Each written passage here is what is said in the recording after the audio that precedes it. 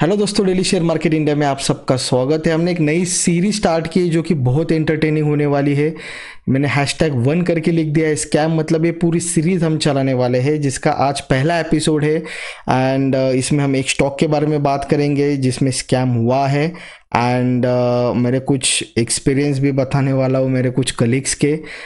तो इस वीडियो में मेनली आप 2 पॉइंट यहाँ पे सीखने वाले हो। ऐसा नहीं है कि सिर्फ वीडियो एंटरटेनिंग के लिए होगा या फिर इस स्टॉक में स्कैम हुआ है। आपको यहाँ पे एक पोजीशन के बारे में एक सजेशन भी यहाँ पे मिलेगा।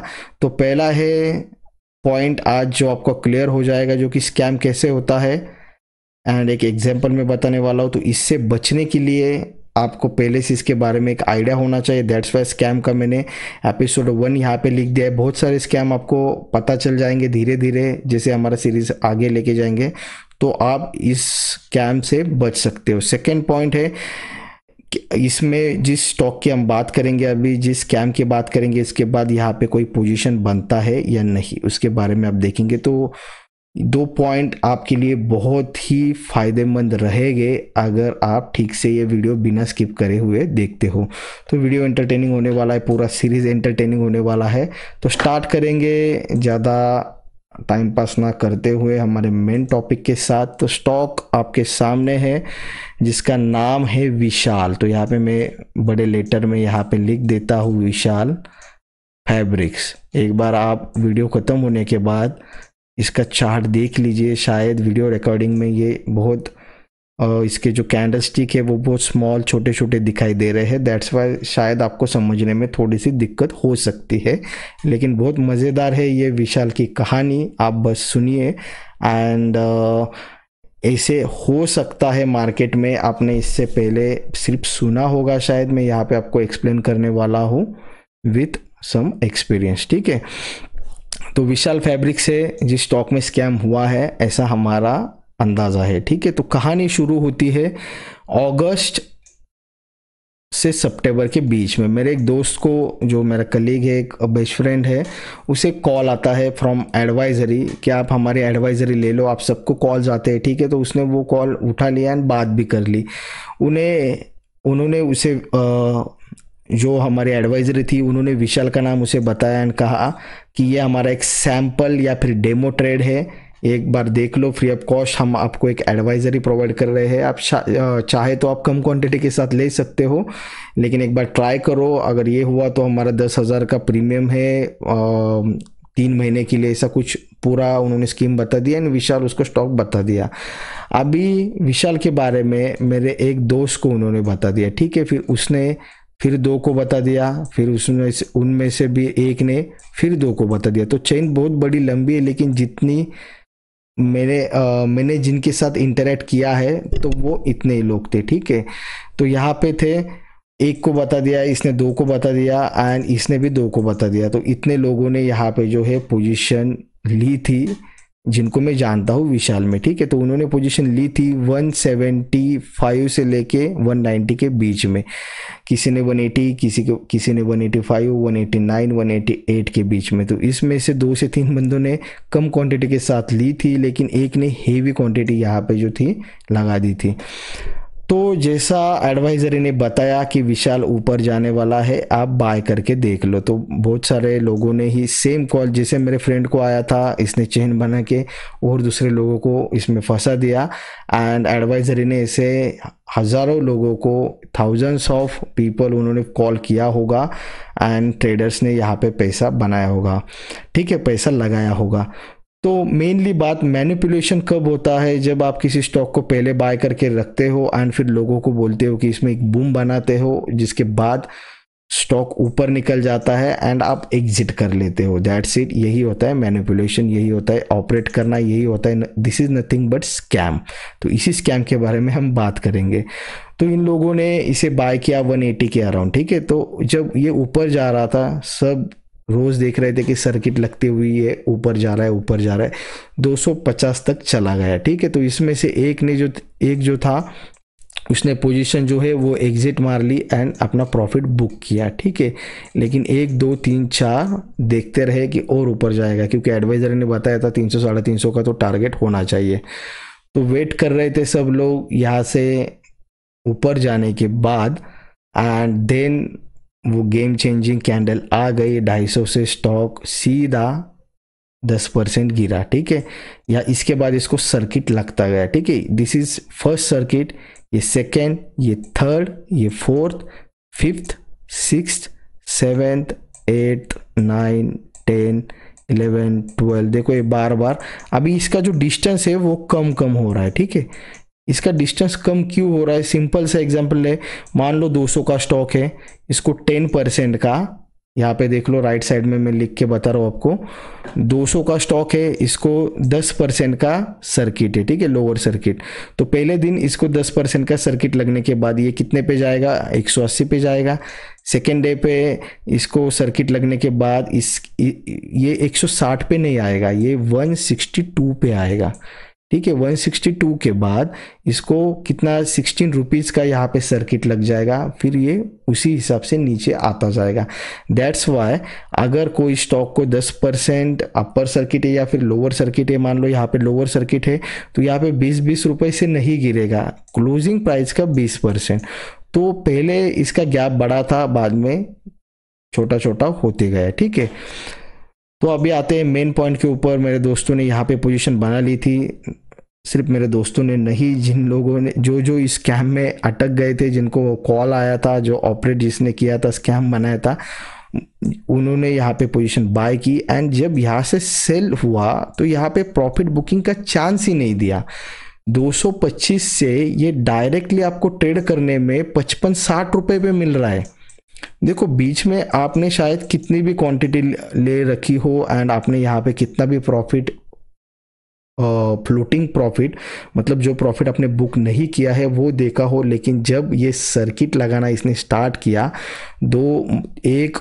देखो 2 से ढाई महीने के बाद ये खुल चुका था। उसके बाद फिर से एक बार इसको अपर सर्किट लग रहा था, तो यहाँ पे पोजीशन निकलने के लिए चांस था, ठीक है। अगेन रिपीट करता हूँ, यहाँ पे पोजीशन निकलने के लिए चांस था। पहला चांस इसने 2.5 महीने के बाद यहाँ पे दे दिया था, जो ऑलमोस्ट 60 रुपीज़ के अराउंड था। मतलब आपने बाई किया 180 को, 120 250 तक इसने हाई बना दिया था, आपने बुक नहीं किया। 180 से आप पोजीशन निकल रहे हो डायरेक्ट 60 तक, तो आपका स्टॉप लॉस भी यहाँ पे काम नहीं कर सकता, आप यहाँ से एग्जिट नहीं ले सकते, ठीक है। तो एक बहुत बड़ा स्कैम हुआ था मेरे फ्रेंड्स के साथ, एंड यही मैं आपके साथ शेयर करना चाहता था। जो विशाल है, विशाल फैब्रिक्स, उसमें ये गेम हुआ था।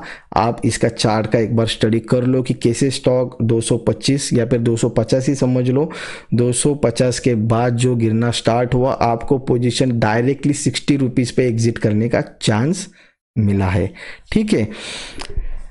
तो ये था हमारा एग्जाम्पल। तो ऐसा सिनेरियो अगर आप देखोगे या फिर आपको भी ऐसा कॉल आ जाए तो क्या करना होगा? पॉइंट 1, जैसा मैंने कहा आपको, मैं 2 पॉइंट में ये वीडियो आपके लिए फ़ायदेमंद रहेगा। पहला पॉइंट है कि स्कैम कैसा होता है, मैंने अभी आपको एक्सप्लेन किया।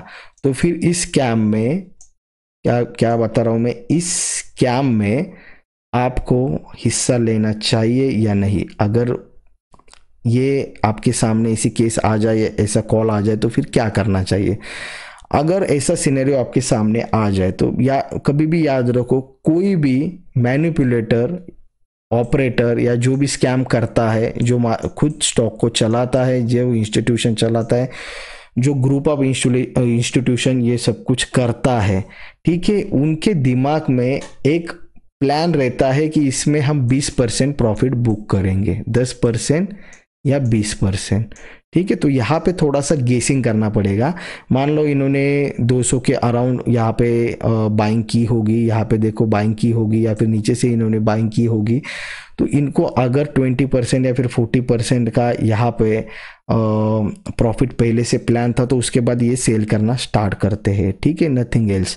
तो मोस्ट ऑफ टाइम ये 20 नहीं, ये 40% से ज़्यादा होता है जब स्कैम करते हैं, क्योंकि बहुत सारा पैसा लगता है, रिस्क भी ज़्यादा है। तो 10-20% के लिए ये बिल्कुल भी नहीं होता है, कम से कम 40% के लिए होता है। तो कभी भी याद रखो, जहाँ पे भी आपको लगता है कि एंट्री हो गई है मैनिपुलेटर की एंड उसके बाद आपको बाइंग करने के लिए कहा गया है, तो 40% कैलकुलेट करो एंड उससे पहले निकल जाओ। अगर आप मार्केट में लाइव नहीं हो या फिर मार्केट आप डेली नहीं देखते हो, सिर्फ इन्वेस्टमेंट ला के छोड़ देते हो, तो स्कैम वाले गेम जो है इससे बिल्कुल दूर रहिए। आपको इन्वेस्ट करना चाहिए एक अच्छे स्टॉक्स में एंड जिसमें अच्छा वॉल्यूम है, या फिर एफएनओ वाले स्टॉक्स में जिसमें सर्किट वाला ये वाला लफड़ा नहीं रहता है, लेकिन वो ज़्यादा गिर भी सकते हैं। तो इन्वेस्टमेंट एक अलग फंडा है, उसका हम अलग से सीरीज चलाने वाले हैं लॉन्ग टर्म के लिए, लेकिन फिलहाल हम बात करेंगे स्कैम वाले स्टॉक की। तो यहाँ पे 40% का तो कम से कम उनका बुकिंग प्रोजेक्टेड होता है एंड उससे पहले आपको निकल जाना है। अगर इसमें फंस जाओ तो भी याद रखो एंड सजेस्टेड यही रहेगा कि इससे दूर रहो, ठीक है। तो ये पॉइंट हुआ पहला पॉइंट कि स्कैम का आपको क्या कर सकते हैं स्कैम के बारे में, ठीक है। तो इससे दूर रहा जाए तो बेटर रहेगा, लेकिन अगर गलती से एंटर हो जाओ या फिर एंटर करने की इच्छा हो तो 40% कैलकुलेट करो, जहाँ से आपने बाय किया है वहाँ से नहीं, जहाँ पे उन्होंने बाय किया हो सकता है इसका गेसिंग करके 40% कम से कम पकड़ लो, और वही उससे पहले ही आपको एग्जिट करके लेना है अपनी पोजीशन, ठीक है। तो ये हुआ पॉइंट 1 क्लियर। तो अभी पॉइंट 2, क्या अभी इसमें एक बार फिर से पोजीशन एंटर करने के लिए चांस है, ठीक है। तो अभी स्कैम तो फिलहाल नहीं हो रहा है इसमें, तो इसका थोड़ा सा हम डिटेल में स्टडी अगर करेंगे, ठीक है, थोड़ा सा डिटेल में यहाँ पे स्टडी करेंगे तो इसका अगर डेटा देखा जाए 2018, 19, 20 और 21 या 4 साल का, तो इसका डेटा इतना बुरा नहीं है, सब कुछ अच्छा चल रहा है, ठीक है। नेट प्रॉफिट, नेट पीएनएल भी 21-20 से थोड़ा कम है, ज़रूर कम है, लेकिन यस प्रॉफिट में चल रहा है। तो अगर इसका फाइनेंशियल डेटा देखा जाए तो यस ये एक 2 से 3 महीने के लिए एक होल्डिंग में ये वाला ट्रेड बन सकता है।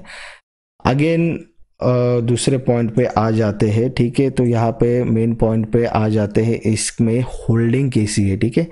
कभी भी याद रखो आप शॉर्ट टर्म या फिर लॉन्ग टर्म के लिए, मेनली शॉर्ट टर्म के लिए, लॉन्ग टर्म के लिए होल्डिंग देखने की इतनी ज़रूरत नहीं होती है, कुछ 10-20% एनालिसिस के हिसाब से देखना पड़ता है, लेकिन इतनी भी ज़रूरत नहीं होती। लेकिन सो दोस्तों होल्डिंग बहुत मैटर करती है जब आप किसी स्टॉक को 1 महीना, 3 महीने से 6 मंथ तक आप प्रोजेक्ट करने की कोशिश करते हो, क्योंकि यहाँ पे आपको होल्डिंग ज़्यादा यहाँ पे कुछ रास्ता दिखाएगी या फिर क्लैरिटी देगी, दैट्स वाई ये बहुत ज़रूरी है। तो यहाँ पे हम इसका पैटर्न देखने की कोशिश करेंगे। ये क्या showing share holding as on 31 March 2021 किसका है, ये है विशाल फैब्रिक्स का, ठीक है। तो यहाँ पे देख सकते हो ये इस डायरेक्शन में है, देखो जून, सितंबर, दिसंबर एंड मार्च का, ठीक है। तो ये वाला जो दिख रहा है आपको, ये वाला पार्ट, ये देखो 68.14, 68.14, ये है प्रमोटर होल्डिंग, ठीक है। प्रमोटर होल्डिंग ये कांस्टेंट है, तो इसमें कोई हमें दिक्कत नहीं है। अभी ऊपर वाला सिनेरियो क्या है, ये ऑर्डर्स है, इसमें ऑर्डर्स में बहुत सारे यहाँ पे आ जाते हैं, जैसे retailer and all that, institutional buyers. हमें बीच वाले में थोड़ा ज़्यादा इंटरेस्ट है, तो ये क्या है, ये है FIIs, मतलब फॉरेन इन्वेस्टर्स, ठीक है। तो ये देखो यहाँ पे जून में 7% था, उसके बाद कम हो गया एंड फिर कम हो गया, लेकिन मार्च में ये थोड़ा ज़्यादा बढ़ चुका है। तो यहाँ पे मार्च में थोड़ा इन्वेस्टमेंट में इन्होंने इंटरेस्ट ले लिया है, तो इसका जो परसेंटेज है, इसका जो होल्डिंग है, ये थोड़ा सा FIs ने बढ़ा दिया है, ठीक है। दैट्स वाई यहाँ पे थोड़ा सा ये स्टॉक जो है वो इंटरेस्टिंग बना देता है। अब भी चल रहा है, आज का डेट जब मैं रिकॉर्ड कर रहा हूँ ये है 25 जून, तो उनका नया डेटा आ जाएगा कुछ 20 दिनों में मैक्स, ठीक है। तो जो सेफ ट्रेडर्स है या फिर सेफ प्लेयर्स है, तो वो ये डेटा तक रुक सकते, कोई दिक्कत नहीं, क्योंकि ये 5.89 का अगर बढ़ जाए 6-7% तक जाए तो यहाँ पे एक सेफ वाला बाय ज़रूर होगा। लेकिन जो रिस्क लेना चाहते हैं एंड रिस्क ले सकते हैं, जिनको स्टॉक मार्केट के बारे में ज़्यादा एक्सपीरियंस है पहले से, होल्डिंग के बारे में, तो वो बाय कर सकते हैं इससे अराउंड 50 टू 60 के रेंज में, ठीक है। तो इसका भी आपके लिए एक स्टॉप लॉस होना चाहिए, पोजिशनल हो तो भी एक स्टॉप लॉस होना चाहिए। ऐसे नहीं कि पोजिशनल स्टॉक अगर नीचे जाए तो आप एवरेजिंग करते हुए जाओ, बिल्कुल नहीं, ये मैं आपको कभी अलाउ नहीं करूंगा, ठीक है। तो आपको इसे बाय करना है 50 टू 60 के रेंज में एंड पोजीशन बनाने के बाद आपको एवरेज नहीं करना है। 45 के अराउंड आप इसे स्टॉप लॉस यहाँ पे रख सकते हो, तो बड़ा स्टॉप लॉस बिल्कुल भी नहीं है। एंड अगर निकल जाए तो फिर कहाँ तक इसे जाना चाहिए, तो मेरे हिसाब से 90 तक जाना चाहिए, ये अपना यहाँ पे अंदाज़ा है। लेकिन फिर भी जैसे मैंने कहा 40%, तो 60 का मान लो, 60 का इनका बाइंग है, या फिर 45 टू 60 का एवरेज 50 भी निकाल लिया, 50-55, तो 50 का अगर 40% निकाल लो तो 20 रुपये 70 तक जाना चाहिए। तो 65 से लेके 70 तक आप पहला टारगेट यहाँ पे बुक कर सकते हो। सेकेंड टारगेट थोड़ा रिस्की रहेगा अगर वॉल्यूम बना रहेगा, क्योंकि अगर इसमें फिर से एक बार स्कैम वाला सिनेरियो बनता है तो ऐसे वाले सिनेरियो में आप फंस सकते हो, जैसे यहाँ पे हो चुका था। तो ये वाला बिल्कुल सिनेरियो नहीं करना है, ठीक है। तो पहली बात यहाँ पे क्वांटिटी कम यूज करनी है, क्योंकि ये ऑलरेडी स्कैम वाला स्टॉक है। लेकिन लगातार 2 बार स्कैम होना इतना पॉसिबल मुझे तो नहीं लगता है। लेकिन जैसे यहाँ पे कैंडल्स आ रहे हैं, ऐसा अगर वॉल्यूम बना रहता है एंड फिर धीरे धीरे ऊपर निकलते जाता है तो कोई दिक्कत नहीं है। लेकिन अगर डायरेक्टली ऐसे ऊपर निकल जाता है तो समझ लो, अगर एक बार ये रिवर्स हो लिया तो फिर आप इसमें पोजीशन जो है वो एग्जिट नहीं कर सकते। इसलिए पहला टारगेट 68 होगा, उसके बाद 90 के पहले मतलब 85-88 तक सेकेंड टारगेट यहाँ पे हो सकता है। सो ये था अपना स्कैम 1, जो कि हैशटैग